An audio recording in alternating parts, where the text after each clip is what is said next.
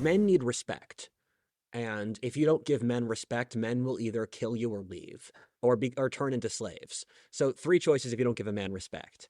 And I've said before that one of the biggest right-left correlations, and this comes from the Unabomber, is the low agency versus high agency. Because the Unabomber said that the left is a resentful reaction against the machine of modernity.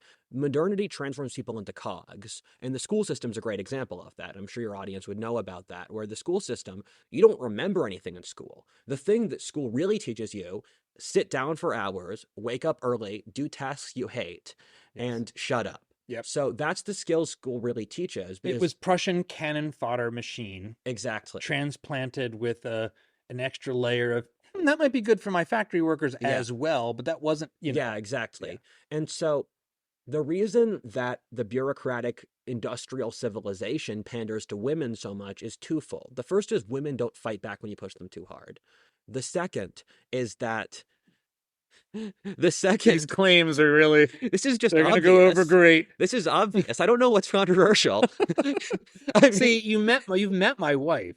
My wife has more masculine force than you or I, or maybe the two of us combined. So why have women never launched a revolt in history? Why is it always the men who grab the guns? I get the general thing, but I can't not. I'm sorry. Maybe I have a little bit of a okay. Me. But second thing is women control 85% of consumer spending. Yes, that's true. So if you're in a corporate capitalist society and that's the case, you can see the natural pandering. And one of the things that does, I'm sorry to interrupt. Yeah. Having worked in advertising in New York City, is it does mean that ad-based business models are inescapably going to suffer from being attacked by horseshit. Yeah, exactly. By 20-something communications grads from Syracuse working at Ogilvy and Mather. Yes. Ethics is what is going to drive every business that relies on ad dollars will be driven by 26-year-old Ogilvy Syracuse comms grad. Yes. I never understood how these big corporations cave to criticism because there's no incentive to do so. There's no incentive. It's like Disney as an example. Disney constantly responds to Reddit posts where they say, oh my God, this character's really gay, and this character actually is a symbol of this weird thing that you shouldn't care about. And then Disney legitimately has changed their stories to reflect subreddits, and they haven't yet realized that Reddit is a human swamp. Because responding to these are one of the things Eric Weinstein said is he said you have to differentiate criticism that exists to tear you down versus to help you, because in the jungle that is human nature, certain animals are scavengers, and most critics today are scavengers. They want to pull you down, and you have to avoid the scavengers. But the point I was trying to convey is that the reason I would be disaffected in a normal job is several. The first is that modern society is so anal and it's so obsessive that I would just get checked out past a certain point because I would hate it. Where let's say I work at a job at I work at Best Buy, and they say just the level of hyper-specific control over the people involved means that if you're a young man, you're going to grow resentful of it. Where if you look at, I'm going to use Taylorism as an example. Taylorism is a theory of modern management that you should treat workers as robots. And if I remember the school system, which is a great example of this, when I was in 4th grade, the teachers called my parents in because I was drawing swords. When I was in 5th grade, my friends and I were playing board games, and we were arguing over a rule set, and the teacher said if we didn't clean up the argument immediately, they'd make us stop playing the game. This is just guys arguing over a rule. When I was in 4th grade with the sword thing, they told my parents, we're doing this because we're afraid he might be a school shooter.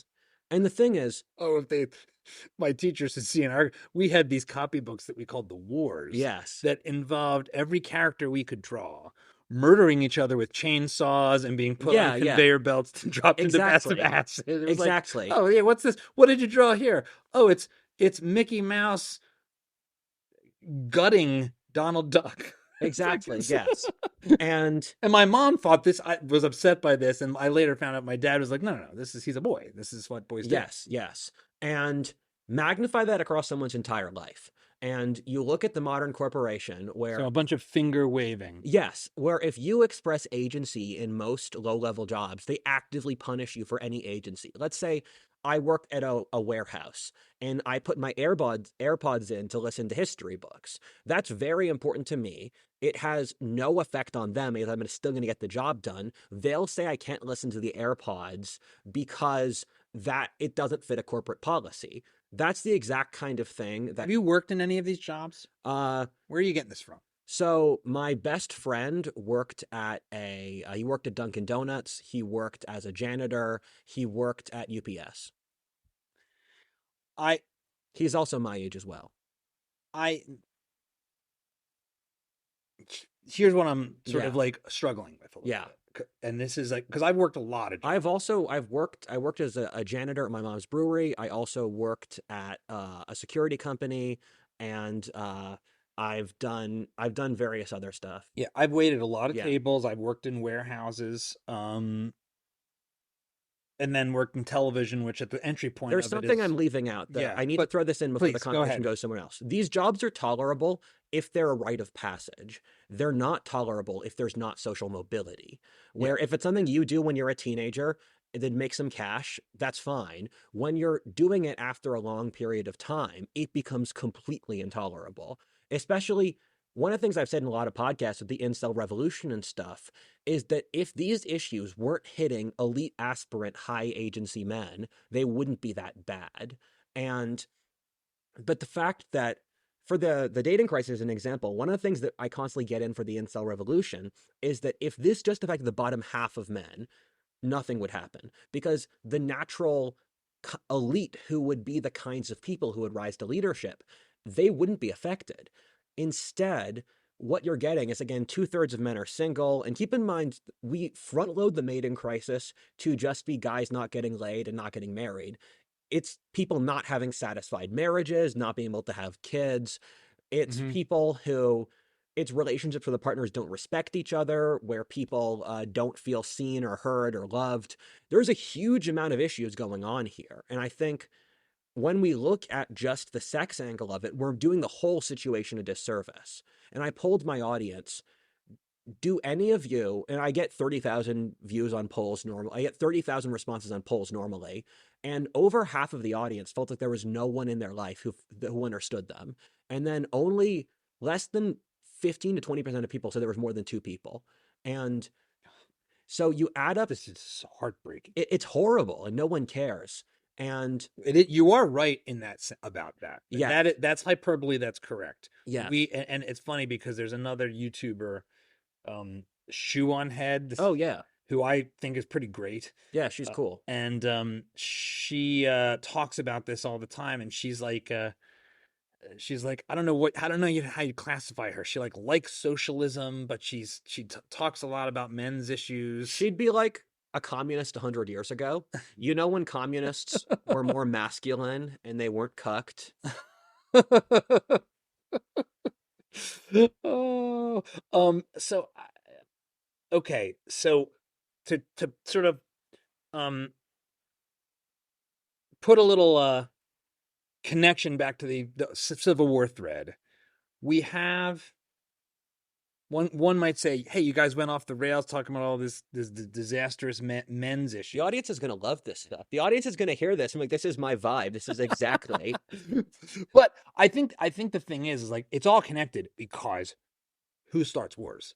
Young men. Yes. Who causes revolutions? Young men. Like Yes. if your thesis is we are on the verge of a civil war, then spending the time trying to understand the plight and circumstances of young men is the is the Yes, first place to exactly. look. Like, do we have a bunch of like listless, broken young men who see nothing else to do with Yeah, themselves? yeah, And we used to send them off to war and die. yeah, Now we don't, yeah. by and large.